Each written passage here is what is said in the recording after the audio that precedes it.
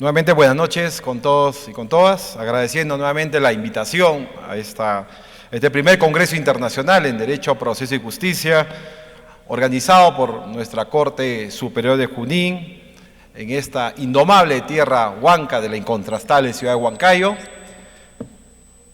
Nos hemos permitido preparar una pequeña ponencia en relación a las sentencias estructuradas en el ámbito penal, según la jurisprudencia del Tribunal Constitucional.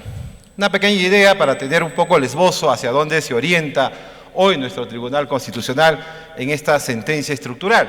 Lo primero, que es una sentencia que para nosotros en el Tribunal Constitucional podemos señalar que nuestro Tribunal Constitucional, a partir del año 1979, en esta Constitución, tenemos lo que es el control concentrado. A partir de este control concentrado, una primera figura que vamos a tener ya con la Constitución 93 en el Tribunal Constitucional, es que este tribunal solo se rige por la Constitución Política y por su reglamento normativo del Tribunal Constitucional. Es decir, este es un tribunal constitucional que es legislador negativo en su primer momento, que luego pasó a ser un legislador positivo con las sentencias manipulativas y que finalmente hoy tiene una superestructura de poder a través de las sentencias estructuradas. Que no es una idea europea, que tampoco es una idea propiamente americana, es una idea propia del ámbito de América del Sur, específicamente en Colombia, donde se propuso esta idea a través de la Corte Constitucional Colombiana, y por un trasplante jurídico llega a nuestro Tribunal Constitucional y se inserta por su jurisprudencia. ¿Qué es lo que tenemos a partir entonces de nuestro Tribunal Constitucional? Que nuestro Tribunal Constitucional tiene 4 tipos de sentencias. Un primer tipo de sentencia que para unos abogados desconocemos, nos señalan, como no es un precedente vinculante, entonces no es de obligatorio cumplimiento para los jueces de la República. Tenemos que señalar en todo caso que tenemos la primera sentencia, que es la doctrina jurisprudencial. Y la doctrina jurisprudencial son sentencias que emite el Tribunal Constitucional que sí tienen un ámbito de reglamento, que está en el Código Procesal Constitucional, en el artículo 6º, en el cual señala que las interpretaciones que realiza el Tribunal Constitucional en sus resoluciones son de obligatorio cumplimiento para los jueces de la República, por lo cual no se puede desconocer una sentencia que no señale que sea un precedente constitucional. Y voy a poner un ejemplo para tomar en cuenta hacia dónde se refieren estas interpretaciones que realiza el Tribunal Constitucional. A diferencia de lo que es el precedente constitucional vinculante, el cual es una regla jurídica para casos futuros. Y el precedente constitucional vinculante, si lo establecemos en la pirámide de Kelsen, nosotros tenemos a la Constitución en la fase superior y en la fase inferior está la ley. Pero hoy en día tenemos al precedente constitucional vinculante entre la Constitución y la ley. Porque una ley se deroga por otra ley. Pero un precedente constitucional vinculante que señala una regla jurídica para casos futuros no puede ser derogado. Tiene que ser cambiado el precedente vinculante, cambiarse la regla por el overruling. Y únicamente lo podría hacer el Tribunal Constitucional. Interpretaciones del Tribunal, doctrina jurisprudencial. Regla para casos futuros, precedente constitucional vinculante.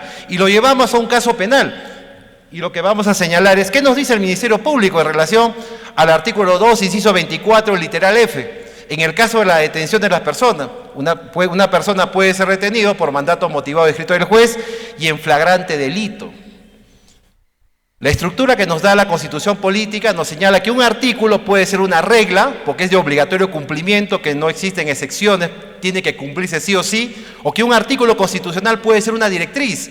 ¿Qué es una directriz? Es un artículo de la Constitución Política que no ha terminado de ser reglamentado, por lo tanto deja a la ley que la complemente, que la realice. ¿Qué se entendía por flagrante delito?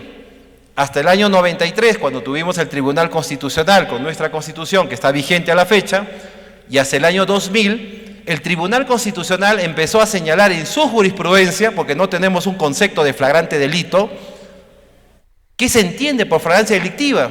Y el Tribunal Constitucional empezó a señalar en su propia jurisprudencia cómo debe interpretarse el artículo 2, inciso 24, literal F. Que la flagrancia delictiva solo debe comprender inmediatez personal, detención de la persona con manos en la masa, y la inmediatez temporal, es decir, el agente policial reconoce un hecho delictivo, está en proceso de fuga y lo detiene por inmediatez temporal. Pero es a partir de los cambios que viene con el nuevo Código Procesal Penal en su artículo 259, en el cual nos señala al día de hoy 4 causales por el cual una persona puede ser detenida y por el cual está en la imputación de una flagrancia delictiva. En un primer momento tenemos la flagrancia estricta, la detención por el agente en el mismo momento de la comisión del hecho delictivo, la cuasiflagrancia, la detención de la persona en proceso de fuga. Tenemos también la flagrancia por identificación inmediata, porque es lo que se reconoce con los objetos del delito, y la flagrancia presunta o evidencial, porque encontramos a la persona con los elementos del delito. Y el artículo 259 del Código Procesal Penal nos señala, en estas 3 modificaciones que ha surgido a partir del año 2007 hasta el año 2010, que una persona puede ser detenida dentro de las 24 horas de la comisión del hecho delictivo. Parto de esta idea porque a partir del año 2000 en adelante, el Tribunal Constitucional en ningún momento ha señalado que se debe comprender la flagrancia delictiva, la detención de la persona después de 10 horas, después de 12 horas, después de 15 horas después de cometer el hecho delictivo. Porque para el Tribunal Constitucional solo es inmediatez personal e inmediatez temporal. Y a través de una ley, por la aprobación del Código Procesal Penal, se estableció que hay que detener a una persona, como no tenemos la capacidad operativa policial, dentro de las 24 horas de la comisión del hecho delictivo. Y eso nos ha llevado a la interpretación que el Tribunal Constitucional ha señalado en reiterada jurisprudencia, y lo que ha sentado es doctrina jurisprudencial. Tenemos a partir del rechazo a la presunción de la flagrancia, a partir de la sentencia 6142 del 2006 según habeas corpus, donde el mismo Tribunal Constitucional señala que pasadas las 10 horas detener a una persona ya no considera la inmediatez temporal. Año 2006. Se modifica el Código Procesal Penal el año 2007 hasta el año 2010 y el Tribunal Constitucional en reiterada jurisprudencia 2011, 2012, 2013, 2014, 2015, 2018, 2020, 2022 reitérese, precísese que la flagrancia delictiva solo comprende 2 supuestos, la inmediatez personal y la inmediatez temporal. ¿Y qué es lo que está pasando en este momento? Que cuando una persona es detenida por arresto ciudadano o es detenido por el agente policial después de 12 horas, 15 horas, viene el abogado de la otra parte y presenta un habeas corpus. Y con ese habeas corpus le dice, señor juez, usted tiene que aplicar control difuso, 138 de la Constitución. Usted tiene una incompatibilidad entre la Constitución en las diversas sentencias que el Tribunal Constitucional ha señalado, que se entiende por flagrante delito, y tiene el Código Procesal Penal, artículo 259. Y cuando hay una incompatibilidad entre la Constitución y la ley, usted tiene que aplicar la Constitución. Control difuso. Habeas corpus, en el Perú tenemos 20 tipos de habeas corpus. Y el habeas corpus que presenta es el habeas corpus, el característico que tenemos nosotros, libertad personal. Y en ese momento es lo que está pasando en la ciudad de Lima.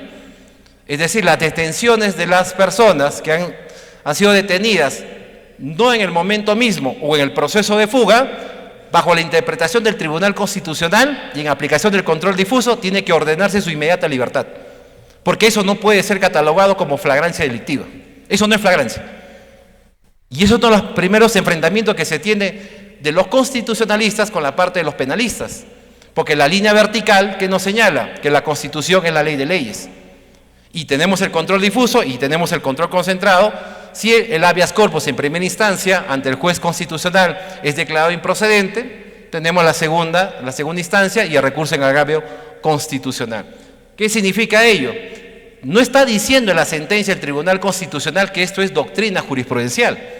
Lo ha señalado en reiterada jurisprudencia, y cuando más de 3 sentencias del Tribunal Constitucional en una misma línea tiene una misma interpretación sobre un determinado artículo de la Constitución, es doctrina jurisprudencial de obligatorio cumplimiento para los jueces de la República.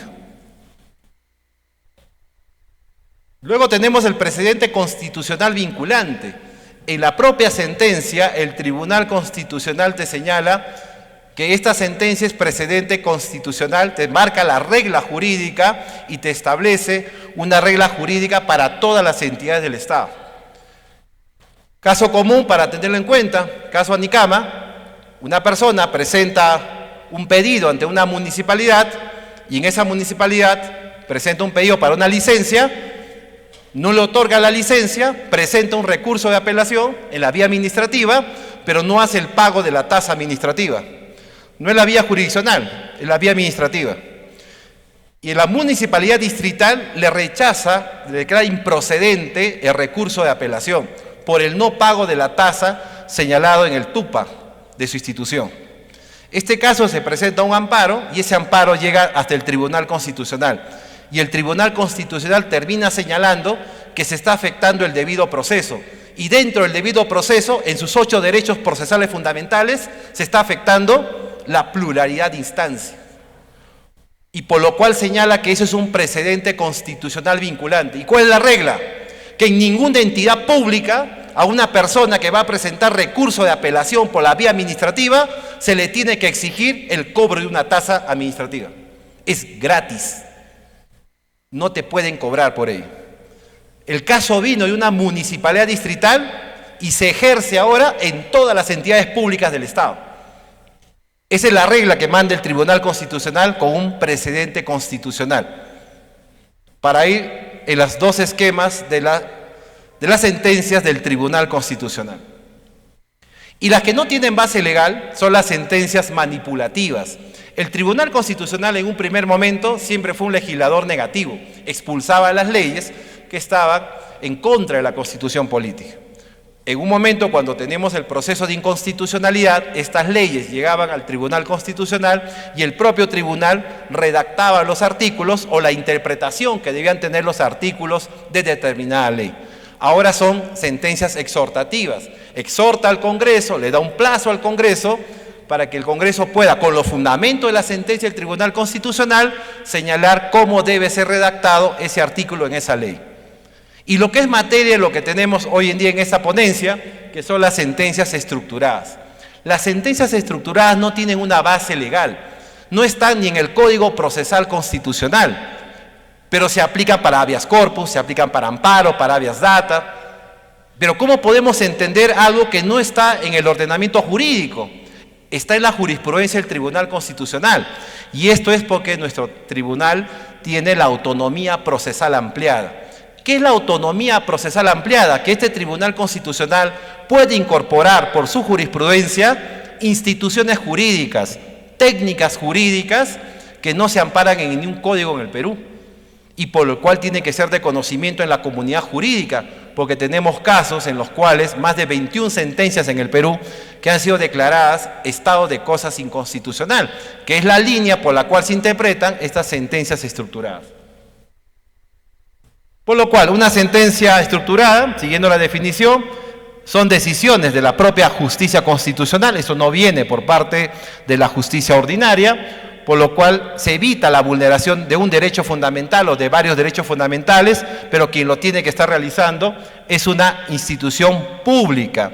Esa institución pública está sujeto a la Constitución política, pero su práctica, su omisión, no lo viene realizando conforme señala la Constitución política. Entonces, estoy realizando una práctica contraria a la Constitución política. Y como es contrario a la Constitución política, porque hay una omisión legislativa, no tenemos una norma, o es una práctica común que realizan las entidades públicas, interviene el Tribunal Constitucional. Un Tribunal Constitucional que, siguiendo la estructura del Estado, me voy a poner hacia adelante, nosotros tenemos 3 poderes del Estado y tenemos 10 organismos constitucionales autónomos. Cuando el Tribunal Constitucional señala un estado de cosas inconstitucional, se pone en una superestructura, se pone por encima del Poder Ejecutivo, por encima del Poder Legislativo, por encima del Poder Judicial y por encima de todos los gobiernos regionales e entidades públicas y empieza a ordenar. Ministerio Público tiene que realizar este plan, Ministerio de Economía tiene que aprobar el presupuesto, INPE tiene que hacer una labor de política con relación a los enfermos mentales.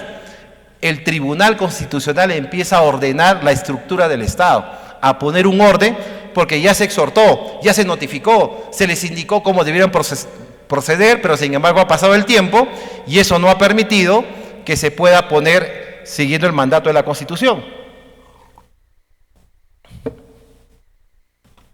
Para ello también, ¿qué es lo que nos señala el propio Tribunal Constitucional en un caso para poder entender hacia dónde se orienta la sentencia estructurada? Y eso viene con el caso Leca Vigil y otro. A partir de ahí, el Tribunal Constitucional empieza a insertar el concepto de cómo podemos entender una sentencia estructurada que termina finalmente en un estado de cosas inconstitucional. Y este es un caso de un amparo en el cual un padre de familia tiene sus hijos y lo quiere matricular en un colegio, en Cajamarca. ¿Y qué es lo que sucede? Que a partir de este hecho, la UGEL de Cajamarca le dice: no te voy a matricular a tus hijos porque tú estás domiciliado en una zonificación que no pertenece a la UGEL de Cajamarca. Entonces lleva a tus hijos donde tú vives a la otra UGEL. Ahí puedes matricular a tus hijos, pero en estos colegios de esta UGEL, como tú no domicilias aquí, no los vamos a matricular. Es el padre de familia con sus hijos. ¿Qué nos dice en esta sentencia del Tribunal Constitucional? Que debemos proteger los derechos fundamentales en nuestro país y que además puede haber un litigio, pero puede haber una situación ultra petita. El Tribunal Constitucional puede ir más allá de lo pedido, porque tiene que proteger los derechos fundamentales, y en este caso el derecho a la educación, el cual es obligatorio en inicial, primaria y secundaria en el Perú, y por lo cual necesita una tutela urgente, y tiene que obligar a la institución pública a corregir un acto que está en contra de la Constitución política. Es por ello que, ¿cuáles son las características que pueden determinar una sentencia estructurada? Vulneración de derechos fundamentales, además tiene que ser siempre una entidad pública, además ordena el Tribunal Constitucional un cumplimiento, una obligación, y además estas órdenes de implementación siguen una sentencia también de seguimiento para el cumplimiento de esta sentencia del Tribunal Constitucional. Vamos rápidamente por los tiempos a establecer que en el Perú esta sentencia estructurada viene a través de dos modelos: por el proceso de inconstitucionalidad, que lo tenemos en el artículo 200, inciso 4 de nuestra Constitución política, o lo que conocemos hoy en día con el estado de cosas inconstitucional. En el Perú no tenemos ningún libro escrito, ninguno, sobre el estado de cosas inconstitucional, pero sí lo tenemos en las sentencias del Tribunal Constitucional, y son también de obligatorio cumplimiento para todas las entidades públicas.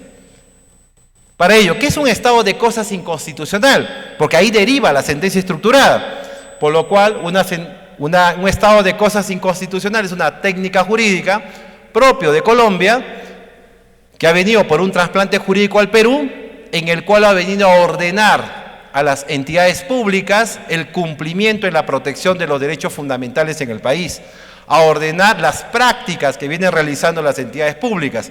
Pero una situación importante que el tribunal ha caracterizado: los efectos de la sentencia. Cuando tú planteas un habeas corpus, un amparo, el efecto es interpartes, porque yo estoy pidiendo sobre mi libertad personal y tú también tienes lo mismo, tú también vas a plantear tu habeas corpus. En cambio, cuando el Tribunal Constitucional señala que esta sentencia es un estado de cosas inconstitucional, sus efectos es inter domini. ¿Qué significa? Que cualquier persona que no ha participado de ese proceso constitucional de habeas corpus, de amparo, de habeas data, pero su caso es homogéneo, puede presentar una solicitud de represión de actos homogéneos y acompaña la sentencia. Señor juez, ya no voy a presentar un habeas corpus, ya no voy a presentar un amparo, porque ya se resolvió en el Tribunal Constitucional que la práctica que está realizando la entidad pública es una práctica inconstitucional, que no está siguiendo la línea de la Constitución política.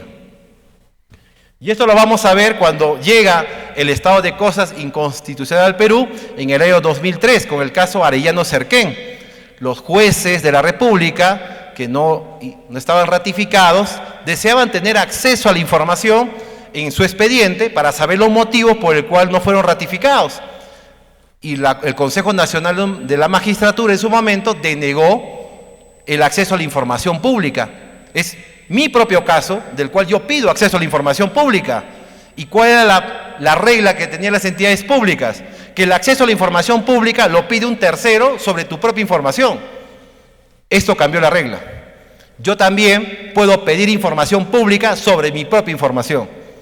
Estado de cosas inconstitucional. Ninguna institución puede prohibir el acceso a la información pública de tu propio caso en tu propio expediente.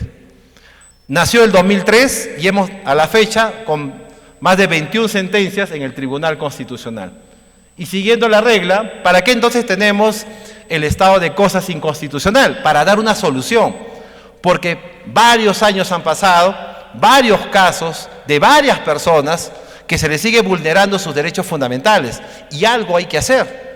Entonces el Tribunal Constitucional, que es el último guardián de los derechos fundamentales, el máximo intérprete de la Constitución política, quien tiene la fuerza normativa de la Constitución, se sobrepone a las entidades públicas y empieza a ordenar lo que no pudo hacer en su momento estas entidades públicas. Y vamos a ver para ello, a partir de estos casos, lo voy a llevar al ámbito civil y luego termino con el ámbito penal. Veamos en un primer caso de María Antonia Cáceres Díaz de Tinoco, una mujer quechohablante, que va a la Municipalidad Provincial de Carhuaz y solicita un permiso para que ella pueda seguir haciendo su venta ambulatoria de productos, quechohablante y letrada. En el Perú tenemos diversas instituciones públicas, tenemos 25 gobiernos regionales, tenemos 196 municipalidades provinciales y tenemos 1.479 municipalidades distritales en el Perú. Acude a una municipalidad provincial, presenta un documento en quechua y la entidad pública le responde en castellano. Persona quechohablante. No entendió qué es lo que le estaba diciendo la municipalidad provincial y le quita la mercadería y no logró concretar el procedimiento administrativo en la municipalidad. ¿Qué nos dice nuestra Constitución Política en su artículo 48? Que son idiomas oficiales el castellano, el quechua y el aymara en las zonas donde predomina y las lenguas originarias reconocidas por ley. Bajo lo que dice el mandato de la Constitución, el estado de cosas inconstitucional, una entidad pública tiene que realizar los actos y sus prácticas conforme a lo que señala la Constitución Política. En esa zona, el 96% hablaba quechua. Por lo tanto, es una zona donde predomina el quechua. Presentó su amparo, llegó al Tribunal Constitucional y en su amparo, en este caso que señaló, declaró el estado de cosas inconstitucional. Por la práctica que si esa entidad pública lo viene haciendo con María Antonia Díaz Cáceres de Tinoco, puede estar sucediendo también con la población de Carhuaz. Pero adicionalmente, en esta sentencia del Tribunal Constitucional que declaró fundada su demanda, declara también y ordena a la municipalidad provincial que tome las acciones necesarias para que pueda continuar su trámite, pero además dispone que el Ministerio de Educación realice el mapa etnolingüístico y además de declarar el estado de cosas inconstitucional, también nos alerta que todas las entidades públicas y privadas que están en la provincia de Carhuaz, todas tienen que oficializar su idioma al quechua, no al castellano. Y constantemente me vas a dar cuenta a mí, Tribunal Constitucional, no le vas a dar cuenta al Ministerio de Educación, al Poder Judicial, no le vas a dar cuenta al Poder Ejecutivo. A mí, Tribunal Constitucional, me vas a dar cuenta cada 4 meses cómo vienes cumpliendo mi sentencia. Porque todos tus procedimientos, empezando por la Municipalidad Provincial de Carhuaz, todas tienen que ser en quechua. Y así también registros públicos, Poder Judicial, también las de MUNAS, y todo tiene que hacerse en quechua. Porque en esa zona predomina el quechua. ¿Y cuál es el efecto interpartes? Inicialmente con María Antonia Díaz Cáceres de Tinoco, y el efecto ahora se traslada con un efecto interdomini a que un tercero pueda tener el mismo caso. Una persona en la Municipalidad Provincial de Quispicanchi, en Urcos, en Cusco, persona quechohablante, se acerca a una municipalidad a hacer un trámite, presenta el documento en quechua y le responden en castellano. Esa persona no participó en este proceso constitucional, pero ya no va a hacer un amparo, ahora presenta una solicitud de represión de actos homogéneos y adjunta la sentencia de María Antonia Díaz Cáceres de Tinoco, por el cual ese juez constitucional o ese juez penal unipersonal tendría que señalar en vía pública: tú ya no puedes responder en castellano, tienes que responder en quechua, porque esa práctica de responder en quechua en una zona donde predomina es una práctica inconstitucional. No se puede realizar porque afecta directamente los derechos fundamentales de la persona y también tenemos que proteger y dar una tutela urgente a esa protección. Además, para ello, el Tribunal Constitucional también realiza un auto de seguimiento. ¿Cómo se está cumpliendo la sentencia del Tribunal Constitucional, en este caso en concreto? Y señala que la Municipalidad Provincial de Carhuaz no ha cumplido con determinados procedimientos. Señala también que el Ministerio de Educación sí ha cumplido con el mapa etnolingüístico, también se resuelve que la municipalidad ha cumplido en determinados procedimientos. Es decir, ya se viene implementando a través del mapa etnolingüístico y que en un futuro muy cercano, ¿qué es lo que vamos a tener para todos los estudiantes y abogados? Que en determinada provincia o distrito tenemos que conocer cuál es el idioma oficial que se tiene. Porque los documentos que vamos a presentar, las demandas y los procedimientos que vamos a iniciar se tienen que hacer en aymara o en quechua, porque es la zona donde predomina ese idioma. Un segundo caso que lo vamos a llevar también al ámbito penal. ¿Qué nos dice el artículo 139, inciso 21? El derecho de los reclusos y sentenciados de ocupar un establecimiento adecuado. Un establecimiento adecuado. Y está el INPE. ¿Y cómo son nuestras cárceles en el Perú? Y ante ello tenemos un caso de Pero Marroquín Soto. Pero Marroquín Soto, una persona sentenciada, una persona con una enfermedad mental, que le ha pedido reiteradamente al director del INPE, del penal, cámbieme, trasládeme a un hospital psiquiátrico, me está afectando mi encierro, a mi salud mental.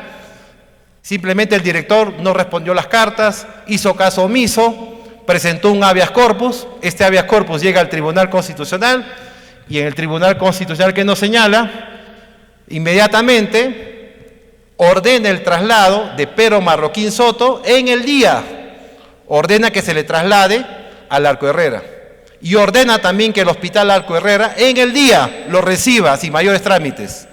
Pero además de declarar el estado de cosas inconstitucional, ordena al Ministerio de Justicia elaborar una política penitenciaria para personas con enfermedad mental. Ordena también al Ministerio de Economía determinar presupuesto. Ordena al Poder Ejecutivo, al Congreso, establecer leyes de protección a estas personas con una enfermedad mental que cumplen una sentencia con pena privativa de libertad.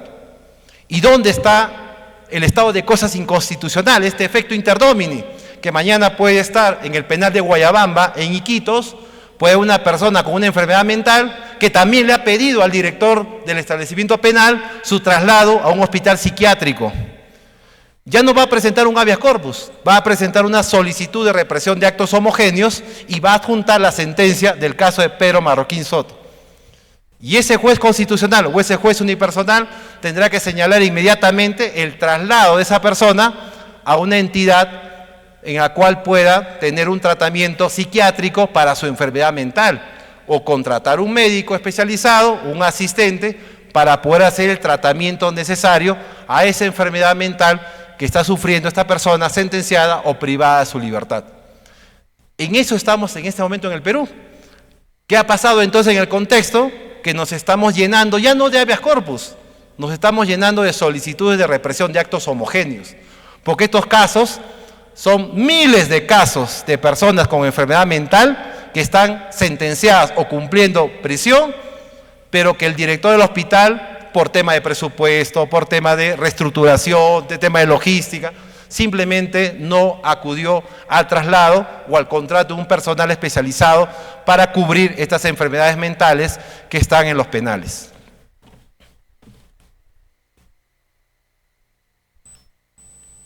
Siguiente, si me apoya la... Siguiente diapositiva. Vamos a un tercer caso. Un caso civil también con el estado de cosas inconstitucional, en el cual tenemos en el tema de la educación. ¿Qué nos garantiza en el tema del derecho a la educación?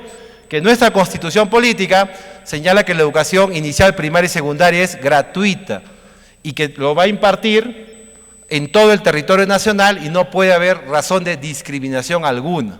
Y este caso se va a presentar, siguiente diapositiva, a través de las hermanas Ciesa. Estas hermanas Ciesa son de pobreza extrema y de ámbito rural. Una condición especial que señala la UGEL, que estas personas se tienen que matricular porque tienen que tener la edad para estar en primero de secundaria. Las hermanas Ciesa tienen 20 y 21 años. Se presentan y piden, y le van a pedir, alegando su derecho a la educación, siguiente diapositiva, que puedan matricularse en una institución educativa cercano a su local, a su pueblo, para que puedan estudiar. Y la UGEL le dice, no, no te vamos a inscribir ni matricular en la nómina, porque ya no tienes la edad para estudiar en primero y secundaria. Una entidad del Estado, una entidad pública que tiene que cumplir con el mandato de la Constitución, realiza una práctica contraria a la Constitución. Frente a ello, el caso de las hermanas Ciesa, se presenta este amparo, llega al Tribunal Constitucional por la negativa de matricular a estas hermanas Ciesa en el colegio cercano a su pueblo donde ellas están estudiando, de extrema pobreza y de ámbito rural. Y es un dato significativo a tener en cuenta en el Perú, porque las personas, todos somos personas, pero pasamos a ser ciudadanos cuando tenemos la mayoría de edad y estamos registrados en RENIEC. No todos somos personas, recordemos, no todos somos ciudadanos. Todos somos personas, sí, porque, por ejemplo, los pueblos que están en Mare de Dios con Brasil son pueblos no contactados. Siguen siendo personas, pero no son ciudadanos. Nuestro último padrón electoral del año 2022, ¿qué ha señalado? Y por eso el derecho a la educación. 45% de nuestra población, que son ciudadanos que votan, no terminaron primaria. 45%, 2022. Este padrón electoral que va a ser aprobado, esperemos, baje las cifras. 25% no terminó secundaria y 2% son iletrados. 72% de la población que son ciudadanos no terminaron colegio. Entonces la pregunta sería la inversa. Y los que estamos en la universidad, y los que estamos estudiando en la universidad, los que tenemos el título, los que tenemos el grado académico, ¿somos la mayoría? ¿Quiénes son la mayoría? Entonces ahí podemos responder una frase de la ciencia política, ¿no? Todo pueblo tiene el gobernante que se merece. ¿Cómo le puedes pedir ahora a un gobernante, a un candidato, que le vas a pedir, quiero que seas título de abogado, quiero que tengas grado de maestría, cuando la mayoría no lo tiene? Eso es discriminación.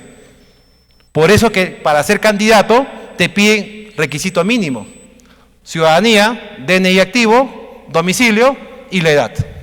Y por todo lo demás, tenemos las elecciones muy próximamente, el próximo año, para el 2026, elecciones con bicameralidad y regionales municipales. Siguiendo el caso, ¿qué nos dice? Se declara el estado de cosas inconstitucional y ordena al Ministerio de Educación que diseñe una política educativa en relación a estas personas que deseen matricularse, que son de ámbito rural y de extrema pobreza, que se les permita continuar su derecho a la educación y que coordine el Poder Ejecutivo con el Poder Legislativo para ver una medida en relación a estas personas de extrema pobreza y de ámbito rural. Entonces, ¿esto qué significa? Que mañana una persona que está en Huancavelica, una persona que está en Apurima, que tiene 25 años y quiere estudiar primero de secundaria, segundo de secundaria, y no le van a permitir su matrícula porque no tiene la edad para estudiar ni primero ni segundo de secundaria y le van a negar su matrícula, ya no va a presentar un amparo, va a presentar un estado de cosas inconstitucional, solicitud de represión de actos homogéneos y adjunta la sentencia del caso de las hermanas Ciesa. El efecto interdomini. Ya para ir cerrando esta presentación, ¿qué es lo que vemos en la foto? ¿Algo usual que tenemos? ¿Qué impresión tenemos ahí? Son nuestros penales, ¿no? Y en nuestros penales tenemos el hacinamiento carcelario. El Tribunal Constitucional también ingresó. ¿Cuántos tipos de habeas corpus tenemos en el Perú? 20, ¿no? Y nuestros libros hablan de 8 tipos de habeas corpus, ¿no? Tenemos 20 tipos de habeas corpus, 28 tipos de amparo, 25 tipos de habeas data. Eso es lo que tenemos que tener en cuenta los abogados, la tipología que la jurisprudencia del Tribunal Constitucional lo ha incorporado. Este hacinamiento carcelario, ¿qué es lo que nos va a llevar? Que hemos superado, ¿no? Hasta antes de la pandemia, hemos superado el nivel de hacinamiento. Y según la data que tenemos, llegamos hasta 400%, 300% de hacinamiento en los penales. ¿Y qué dispuso el Tribunal Constitucional cuando se presentó un habeas corpus? Porque no se estaba cumpliendo con el artículo 139, inciso 21, el derecho de los reclusos a un establecimiento adecuado. Entonces, Tribunal Constitucional, al 2025, yo, Tribunal Constitucional, voy a ordenar el cierre administrativo de 6 penales.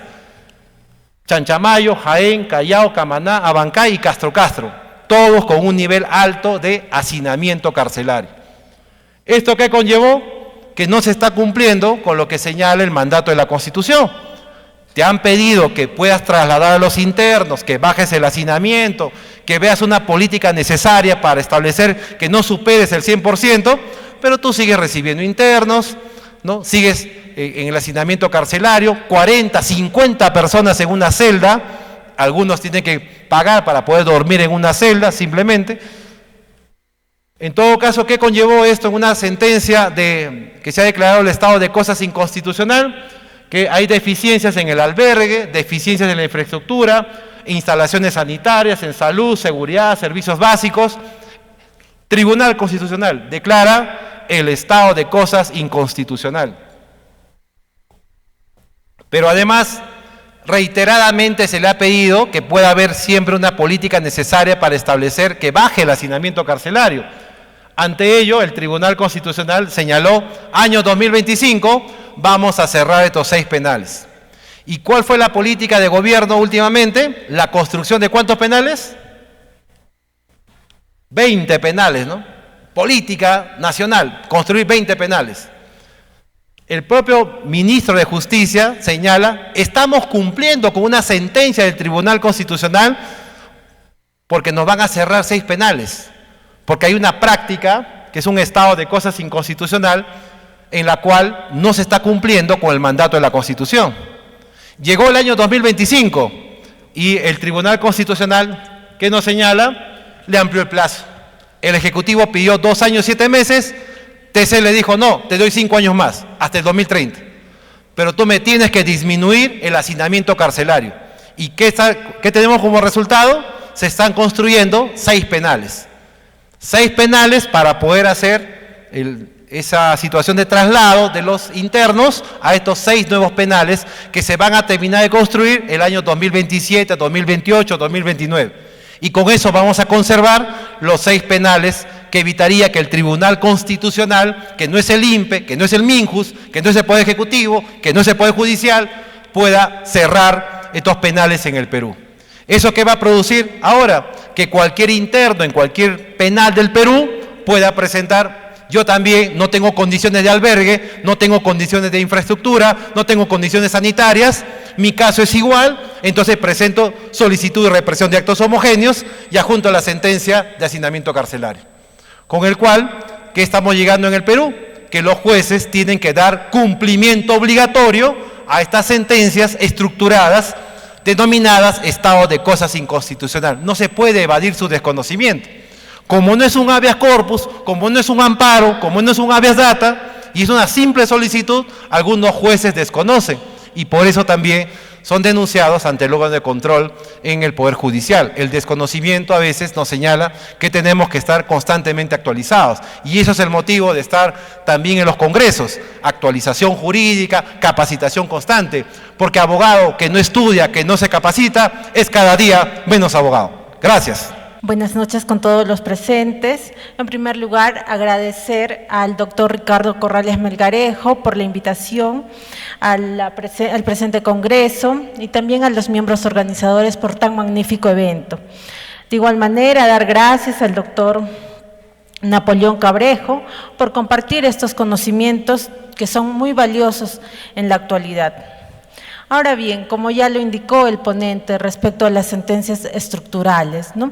Son un tipo de sentencias cuya finalidad no va a ser solo resolver un caso entre las partes involucradas, sino sus efectos van más allá, ¿no? Un efecto interdomini, como lo ha denominado. ¿Y cuál es la importancia de esto? Que hay un activismo judicial. ¿Un activismo judicial para qué? Para resguardar aquellos derechos fundamentales, ¿no? Y a través del estado de cosas inconstitucionales, que también tiene un vínculo y una estrecha relación con estas sentencias estructurales. Bien, como ya lo indicó el ponente, ¿no? En este estado de cosas inconstitucionales, si bien es cierto, ha también mencionado a la sentencia en el expediente 2579-2003 de un proceso de habeas data. Sin embargo, en dicho proceso sí se ha declarado un estado de cosas inconstitucionales respecto a la información que requerían estos magistrados. Sin embargo, a consideración de mi persona, ello no es una sentencia estructurada, debido a que en aquella sentencia del Tribunal Constitucional solo se ha ordenado a una entidad como es el Consejo Nacional de la Magistratura a brindar esta información y a no repetir estos actos. Sin embargo, para hablar de una sentencia estructurada, pues también se tiene que ver un tema de que no solo es a una sola autoridad, sino involucra a más autoridades a efectos de que puedan cumplir ciertas órdenes que se da, como puede ser el Poder Ejecutivo, Judicial, Legislativo, ya que en estas sentencias estructurales, pues el Tribunal Constitucional se superpone, ¿no?, a todos estos poderes, a efectos de ¿qué? De cautelar estos derechos y de que se pueda salir de este estado de cosas inconstitucionales. Bien, también en el ámbito penal existen diversas sentencias, ¿no?, como es sobre todo, y la última que ha mencionado, sobre el hacinamiento carcelario. En esta sentencia del Tribunal Constitucional que ha declarado el estado de cosas inconstitucionales sobre el hacinamiento carcelario, ha indicado, entre otras órdenes, pues que los jueces deben evaluar adecuadamente a efectos de no dictar las prisiones preventivas de manera abusiva. También ha indicado en aquella sentencia que se debe preferir que estén en las cárceles aquellas personas por delitos graves. Partiendo de estas órdenes y de estas sentencias estructurales, sobre todo en esta última sentencia, cabe hacer la reflexión. ¿Qué pasa si se realiza este cumplimiento de que preferentemente solo deben estar las personas que hayan cometido delitos graves en los penales? Todo ello con el fin de desvirtuar o poder realizar y solucionar este hacinamiento carcelario. En esta sentencia, pues, yo, bajo mi consideración, esta sentencia no se analiza qué hay detrás de, ¿no?, la otra cara de la moneda, ¿no?, como es la parte de las víctimas. ¿Qué es lo que pasa con las víctimas? ¿Qué es lo que pasa si damos cumplimiento a esa sentencia en el que indica que solo deben estar preferiblemente aquellos delitos graves? ¿Qué pasa con los delitos de omisión a la asistencia familiar, por ejemplo, que su pena no supera inclusive los 6 años? ¿Cómo es que estas partes agraviadas pueden ejecutar estas sentencias si la realidad peruana es que solo cuando van estos padres irresponsables a un proceso penal y están detenidos es que en su mayoría cumplen? ¿Qué debemos hacer ante ello? Ahora bien, otro caso también es en los delitos de agresiones contra las mujeres, cuya pena no supere inclusive los 3 años. Bajo esa concepción tampoco podrían estar recluidos, ¿no? Entonces, sin embargo, no se toma en cuenta que se parte de este delito para llegar inclusive en una posterioridad a un feminicidio, que es lo que nos agobia hoy actualmente en la sociedad. Bien, partiendo de todas estas sentencias y del seguimiento y control que pueda realizarse en su ejecución, me permito hacer 2 preguntas al ponente, ¿no? ¿Existe algún supuesto negativo en las sentencias estructurales en el ámbito penal, ya que se habla de una superposición de poderes y que no se analiza en realidad los otros aspectos? ¿Considera usted, doctor, realistas esas medidas dispuestas en la sentencia estructural por la que se declaró un estado de cosas inconstitucionales respecto al hacinamiento carcelario? Muchas gracias, doctor, de antemano por sus respuestas. Gracias. Agradeciendo la pregunta que nos han señalado, tenemos que indicar algunas consideraciones especiales. En el Perú, cuando aprendemos el derecho, lo primero es aprender el concepto. Pero a veces sucede que lo aprendemos primero por la jurisprudencia y después aprendemos el concepto. Y eso ha llevado a diferentes interpretaciones que el Tribunal Constitucional ha ido ordenando en el camino, como el caso de la flagrancia delictiva. Y cuando estamos en las sentencias del estado de cosas inconstitucional, es hacer una primera situación del año 2003. Era algo nuevo, reciente. La Corte Constitucional colombiana recién lo había señalado como parte de su jurisprudencia y viene este trasplante jurídico. Y cuando se trasplanta el trasplante jurídico al Perú, llega siempre como algo novedoso, pero a lo peruano. El precedente constitucional vinculante que apareció con el Common Law, ese precedente del Common Law no es el mismo que tenemos en el Perú, es un precedente constitucional a lo peruano. También sucede lo mismo con el estado de cosas inconstitucional, es a lo peruano, como lo interpretó el Tribunal Constitucional. Y por eso que esa primera sentencia va a marcar una primera pauta y luego se va desarrollando poco a poco y se va mejorando y perfeccionando con las diversas sentencias. Y cuando llega el tema del hacinamiento carcelario, si queremos señalar algunas medidas que se superpone, es que el tribunal cuando llega a tomar esa decisión, ¿qué ha sucedido? Que en el ámbito administrativo ya ha habido situaciones de pedidos cuya autoridad no ha respondido, ha hecho caso omiso, hay una omisión legislativa, no hay una producción nomofiláctica de la norma para poder señalar qué situaciones podemos tener casos graves que sigan en el penal o qué casos podrían no ser considerados como tal. Toda esa omisión legislativa, todas esas situaciones que si señalan en situaciones adversas, es que el tribunal por lo menos señala en la protección de los derechos fundamentales en el Perú una línea base que pueda conducir a esa producción de la defensa de los derechos fundamentales. Por lo menos es un paso inicial y no podemos señalar que el tribunal reglamente todo. Se superpone, indica, señala, precisa, ordena, exhorta. Sin embargo, las entidades públicas que tienen el mandato de su función tienen que realizar ese seguimiento, perfeccionamiento a lo que el tribunal ha señalado. ¿Y eso qué conlleva? Si podemos ver un lado negativo, bajo el análisis de la jurisprudencia constitucional en materia penal, señalamos que podrían haber siempre falencias. Estamos en plena construcción de nuestro Estado constitucional de derecho. Y en ese Estado constitucional de derecho estamos en pañales. Todo lo tenemos a partir del año 2001 en adelante. Eso también ha producido que no se pueda conocer cuáles son estas sentencias o qué se entiende por el estado de cosas inconstitucional.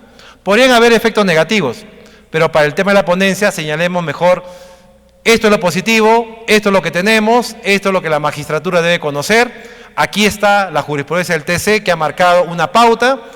Y en cuanto al tema de los casos graves y los casos que puedan tener de repente alguna medida, ¿qué es lo que se viene implementando para no tener este hacinamiento carcelario? Algunas medidas como los grilletes electrónicos, la vigilancia electrónica, que son costosos, pero que el Estado viene implementando también algunas medidas para tratar también de dar cumplimiento a esta sentencia del Tribunal Constitucional. Pero esos son temas de gestión. El gobierno tiene que implementar gestiones, políticas públicas, políticas penitenciarias, acordes también a nuestra realidad. Y eso implica que en el caso de las personas recluidas no se viene cumpliendo una situación de la defensa y protección de sus derechos fundamentales en cuanto al cumplimiento del 139, inciso 21.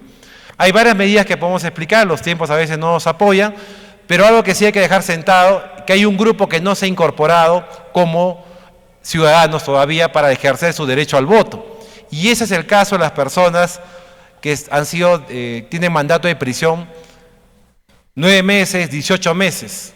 Esas personas no tienen suspendidos el ejercicio de la ciudadanía. Porque para la suspensión de la ciudadanía solamente son 3 causales, ¿no? La interdicción, sentencia con pena privativa y la inhabilitación del juez o del Congreso. Y estas personas que han sido sentenciadas 9 meses, viene el proceso electoral y no votan. Le estamos afectando su derecho. En Brasil se instalan las mesas de transeúntes para que puedan votar. Hoy tenemos un caso que está en apelación y ese caso va a llegar al Tribunal Constitucional.